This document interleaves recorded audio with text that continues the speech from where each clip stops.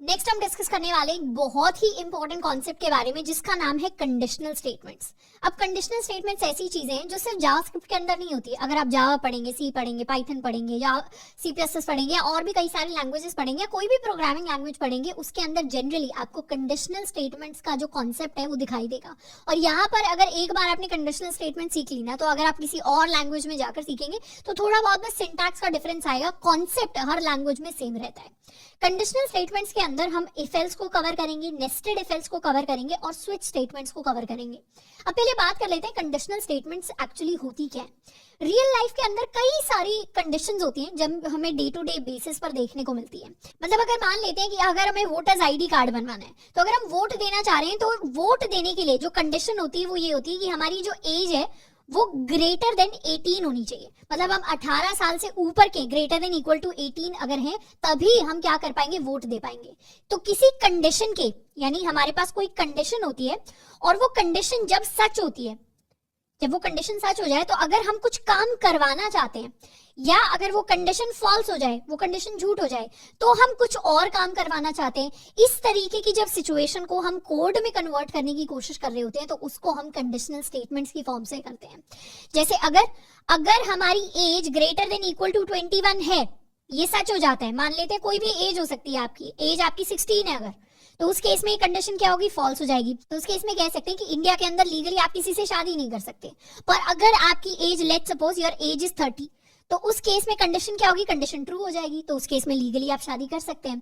तो इस तरीके से कई सारी ऐसी रियल लाइफ सिचुएशन होगी। इसको और बेसिक तरीके से समझे तो जैसे सन है, अगर सन निकल गया है, मतलब सूरज की अगर रोशनी दिखाई दे रही है, तो उस केस में क्या कंडीशन है, उस केस में हमारे पास दिन है, यानी डे है कंडीशन। और अगर सूरज नहीं दिख रहा, तो उस केस में लेट्स सपोज हमें प्रिंट करवाना है नाइट, तो हमारे पास रात हो गई है। तो इस तरीके की कई सारी डेली लाइफ में कंडीशंस होती हैं जो हमारे पास दिखाई देती हैं। इसका एक और एग्जांपल हम ये ले सकते हैं कि हम सब इंस्टाग्राम चलाते हैं। इंस्टाग्राम के ऊपर यूजुअली हमें दो तरीके के अकाउंट्स दिखते हैं। एक वो अकाउंट होते हैं जो पब्लिक अकाउंट होते हैं, जिनको हम फॉलो कर सकते हैं, जिनको हम सारे के सारे पोस्ट देख सकते हैं, स्टोरीज देख सकते हैं। एक अकाउंट होते हैं हमारे प्राइवेट अकाउंट्स, जिनको जब हम फॉलो कर लेंगे, वो हमारी एक्सेप्ट कर लेंगे रिक्वेस्ट, उसी के बाद हम उनके सारे के सारे पोस्ट देख पाएंगे। तो यहाँ पर कंडीशन आ जाती है स्टेटस पर कि आपके अकाउंट का क्या स्टेटस है। अगर आपके अकाउंट का स्टेटस प्राइवेट है, तो उस केस में हम कोई भी फोटोग्राफ्स नहीं देख पाते, कोई भी पोस्ट नहीं देख पाते। लेकिन अगर आपके अकाउंट का स्टेटस पब्लिक है, तो उस केस में हम क्या कर पाएंगे, उस केस में हम सारे के सारे पोस्ट आपके देख पाएंगे, उसके ऊपर कमेंट कर पाएंगे, लाइक कर पाएंगे, रिएक्ट कर पाएंगे। तो ये एक ऐसी कंडीशन है जो इंस्टाग्राम के कोड में एक्चुअली एग्जिस्ट करती है। बेस्ड ऑन स्टेटस आपका अकाउंट की जो एक्टिविटी है वो दूसरे लोगों को या तो विजिबल होगी या फिर विजिबल नहीं होगी। तो इस तरीके की बहुत सारी real life condition based situations ऐसी होती है जिनको हमें कोड में कन्वर्ट करना होता है। उनको कोड में कन्वर्ट करने के काम आती है हमारी कंडीशनल स्टेटमेंट्स। अब कंडीशनल स्टेटमेंट्स में सबसे पहले हम पढ़ने वाले हैं अपनी इफ स्टेटमेंट के बारे में। जब हम इफ की बात करते हैं, इफ हमारा जावास्क्रिप्ट का एक कीवर्ड है, कीवर्ड यानी हमारा एक रिजर्व्ड वर्ड है। अगर हमने बड़ा सा कोई कोड लिखा है, कोड के अंदर हमने कहीं भी बीच में आकर इफ लिख दिया, तो इफ का मतलब होता है कि हम किसी कंडीशन को चेक करने की कोशिश कर रहे हैं। इफ यानी कि हम क्वेश्चन कर रहे हैं कि अगर ये चीज सच है तो ये काम कर दो। मतलब इफ के अंदर अगर हम कोई कंडीशन लिखते हैं और वो सच हो जाती है, तो फिर इफ के अंदर कर्ली ब्रेसेस के अंदर हमने जो भी लिखा होता है, फिर वो चीज एग्जीक्यूट हो जाती है। कंडीशन कहने का यहाँ पर क्या मतलब है, कंडीशन कहने का मतलब है कि लेट्स सपोज मैंने कोई एज वेरिएबल डिफाइन किया, let age is equal to, let's say मैंने लिखा 90, तो कंडीशन हो सकती है age is greater than equal to 18 की। तो ये एक वैलिड कंडीशन है। कंडीशन यानी वो चीज जो या तो आपको आंसर में फॉल्स दे दे या फिर आपको आंसर में ट्रू दे दे। तो कंडीशन या तो ट्रू होती है या फॉल्स होती है। तो इफ वाले स्टेटमेंट के अंदर आपने जो भी लिखा होगा वो तब एग्जीक्यूट होगा, तब रन होगा, तब सच हो जाएगा जब आपकी कंडीशन आपको ट्रू रिटर्न करेगी। कंडीशन ने अगर फॉल्स रिटर्न किया तो ये जो अंदर वाला काम होगा ये सच नहीं होगा। इसको एक बार कोड में लिखकर देखते हैं। लेट्स सपोज कि हमने कुछ भी प्रिंट करवाया console.log और यहां हम प्रिंट करवाने वाले बिफोर माय इफ स्टेटमेंट।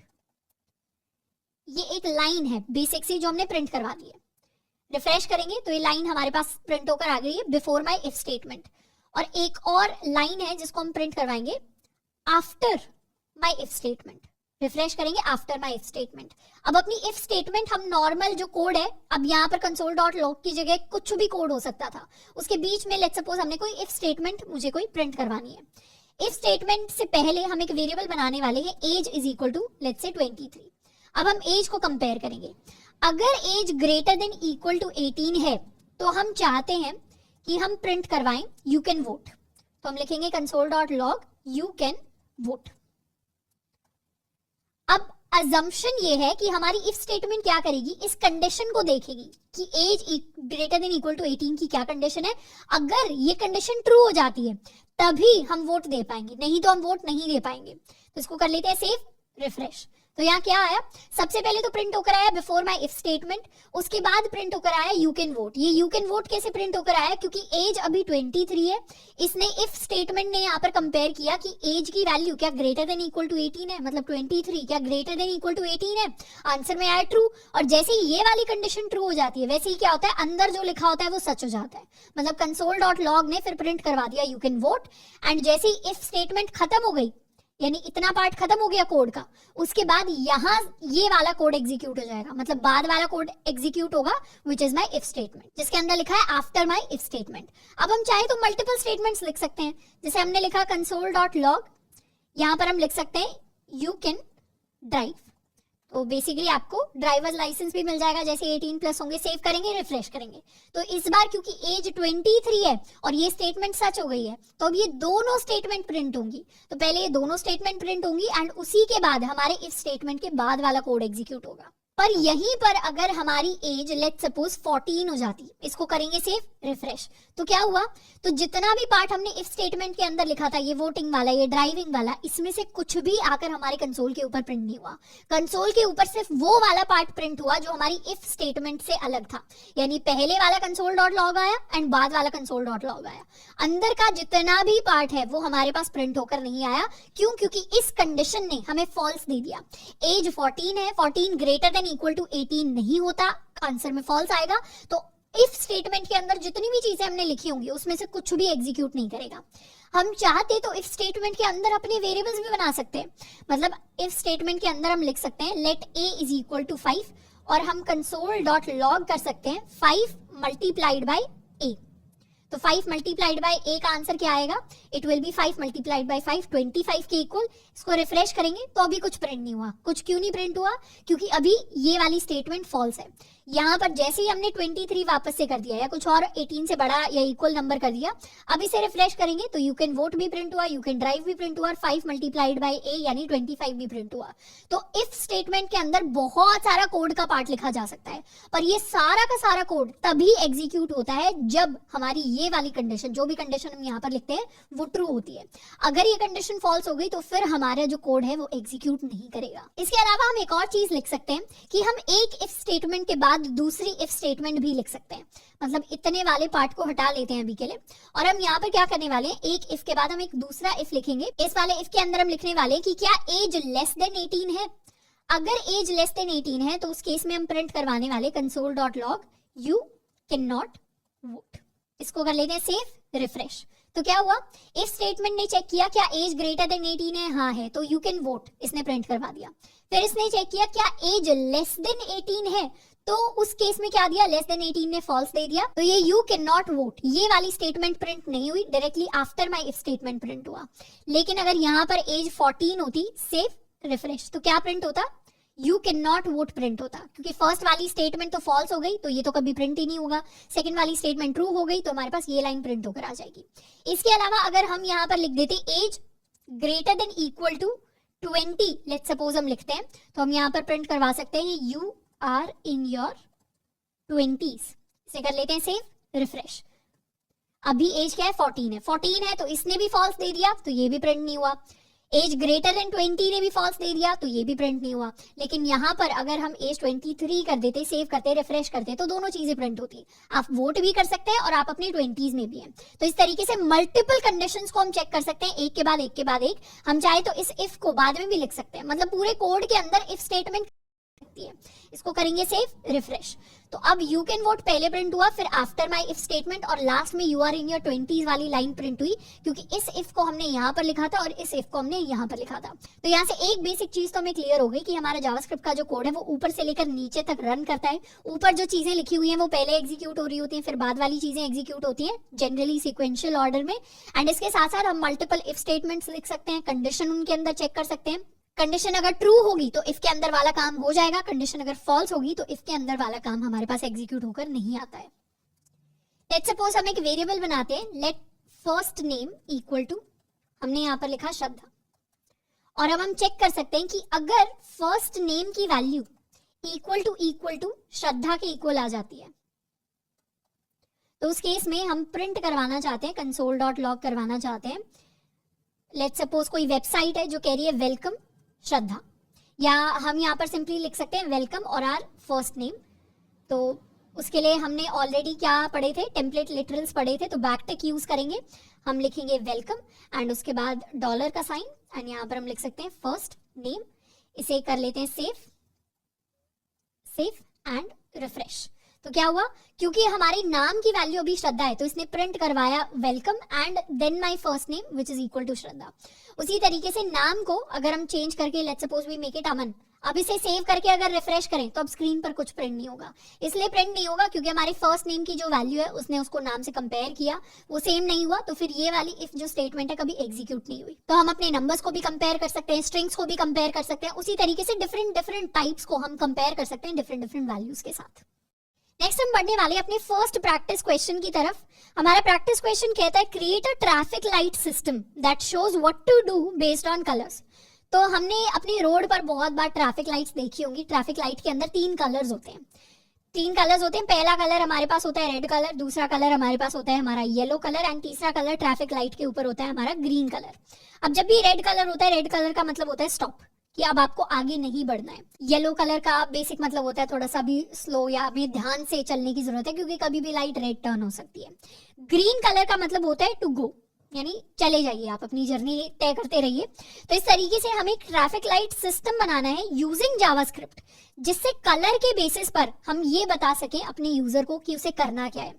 तो हम यहाँ पर क्या कर सकते हैं, एक कलर नाम का वेरिएबल ले सकते हैं और कलर नाम के वेरिएबल की जो भी वैल्यू होगी, अगर कलर के अंदर मान लेते हैं हमने कलर के अंदर वैल्यू जो स्टोर करवाई है वो रेड के इक्वल है, तो उस केस में क्या होगा, उस केस में हम प्रिंट करवा सकते हैं या यहाँ पर कंसोल डॉट लॉग करवा सकते हैं।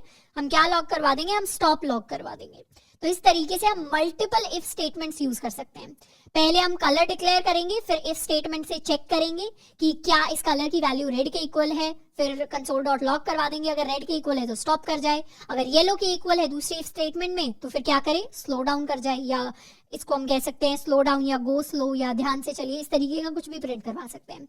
तो आपको यहाँ पर क्या करना है, अभी के लिए एक बार पॉज करना है और खुद से इसको ट्राई करने की कोशिश करनी है, क्योंकि हमने इफ का सिंटैक्स तो देख ही लिया है, आपको इस लॉजिक को कोड में कन्वर्ट करने की कोशिश करनी है। और अगर नहीं भी हो पाता है तो परेशानी की बात नहीं है, पर थोड़ा सा 2-4 मिनट 5 मिनट लगाकर ट्राई करना है एक बार, एंड अगर नहीं हो पाता है या हो भी पाता है तो एक बार आकर दोबारा से इसका सॉल्यूशन देख लेना है। तो अब सॉल्यूशन की अगर बात करें तो सॉल्यूशन के लिए सबसे पहले हम अपना वेरिएबल डिफाइन कर लेते हैं, let colour is equal to, शुरुआत में इसकी कोई भी वैल्यू हम रख सकते हैं। लेट्स सपोज हमने इसकी वैल्यू रेड रखी। अब यहाँ पर हम अपनी इफ स्टेटमेंट लिख सकते हैं। यहाँ एक कमेंट लिख देते हैं, अपना ट्रैफिक लाइट सिस्टम। तो इफ में हम चेक करेंगे कि अगर मेरे कलर की वैल्यू रेड के इक्वल हो गई तो उस केस में हमें कंसोल डॉट लॉग यानी प्रिंट करवाना है स्टॉप। ये हमने प्रिंट करवा दिया। दूसरी इफ स्टेटमेंट कहती है if my colour equals to, या यहाँ पर हम ट्रिपल इक्वल टू भी ऐड कर सकते हैं, ट्रिपल इक्वल टू कलर की वैल्यू अगर येलो हो जाती है। अब स्ट्रिंग्स में एक चीज का हमें खास ख्याल रखना है, जब भी हम कंपैरिजंस करते हैं, कोई चीज अगर स्मॉल में लिखी है ना तो वो स्मॉल में ही होनी चाहिए। अगर यहाँ कैपिटल आर हमने कर दिया और यहाँ पे स्मॉल आर लिखा हुआ है तो फिर इक्वल टू या डबल इक्वल टू या ट्रिपल इक्वल टू दोनों ही हमें फॉल्स देंगे, क्योंकि स्ट्रिंग्स के अंदर, क्योंकि जावास्क्रिप्ट क्या है, केस सेंसिटिव लैंग्वेज है, तो यहाँ कौन सी चीज अपर केस में कौन सी चीज लोअर केस में बहुत मैटर करता है, वो स्ट्रिंग्स के अंदर की वैल्यूज के लिए भी मैटर करता है। तो सारी चीजें, अगर सारी चीजें अपर केस में तो अपर केस में होनी चाहिए, लोअर केस में तो लोअर केस में होनी चाहिए। तो यहाँ पर कलर के लिए हम प्रिंट करवा सकते हैं येलो के लिए console.log, इसको हम कह देते हैं slow down. And third colour हम प्रिंट करवा सकते हैं कलर इक्वल टू, अगर कलर मेरा ग्रीन हो जाता है तो उस केस में हम प्रिंट करवा देंगे console.log go। इसे कर लेते हैं सेव। एंड अभी कलर क्या है, अभी कलर रेड है, तो ये क्या करेगा, पहले रेड से कंपेयर करेगा, रेड से कंपेयर करके ट्रू मिलेगा तो ये प्रिंट करवा देगा स्टॉप। उसके बाद येलो से कंपेयर करेगा, येलो से कंपेयर करके इसे फॉल्स मिलेगा तो ये प्रिंट नहीं होगा। ग्रीन से कंपेयर करेगा तो भी फॉल्स मिलेगा तो भी ये प्रिंट नहीं होगा। तो हमारे पास प्रिंट होकर आएगा सिर्फ स्टॉप। सेव करेंगे, रिफ्रेश करेंगे तो यहाँ पर प्रिंट होकर आएगा स्टॉप। साथ में हम अपनी ट्रैफिक लाइट का कलर भी प्रिंट करवा सकते हैं स्टॉप। यहाँ पर प्रिंट कर सकते हैं light colour is, and we can print, यहाँ पर रेड है तो ऑब्वियसली रेड ही प्रिंट होगा क्योंकि ऊपर भी रेड था।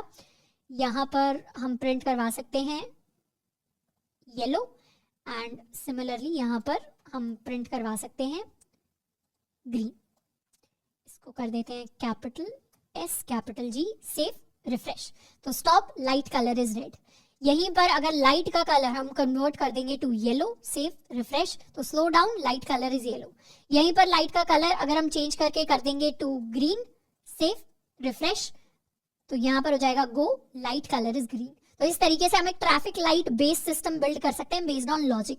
तो यहाँ पर शायद फर्स्ट टाइम हमने जावास्क्रिप्ट के अंदर अपना लॉजिक बिल्ड करना स्टार्ट किया है। रियल लाइफ सिचुएशंस के अंदर हम सबने ट्रैफिक लाइट्स देखी है, पर उसको एक्चुअली कोड में कन्वर्ट करना, इसी को हम लॉजिक कहते हैं। कि जब रियल लाइफ के अंदर कुछ ऐसी लॉजिकल सिचुएशन होती है, वो लॉजिक कलर जैसी छोटी चीज भी हो सकती है, वो कोई बड़ी चीज भी हो सकती है, पर उसको जब हम कोड के अंदर सिस्टमैटिकली कन्वर्ट कर पाते हैं, that is actual programming. Logic एक प्रोग्रामर की निशानी होती है, सिर्फ कोड या सिंटैक्स लिखवाना नहीं। इस चीज को आपको हमेशा याद रखना है। अब यहीं पर अगर मैंने कैपिटल G लिख दिया होता, सेव किया होता, रिफ्रेश किया होता, तो कुछ प्रिंट नहीं होता। क्यों नहीं प्रिंट होता?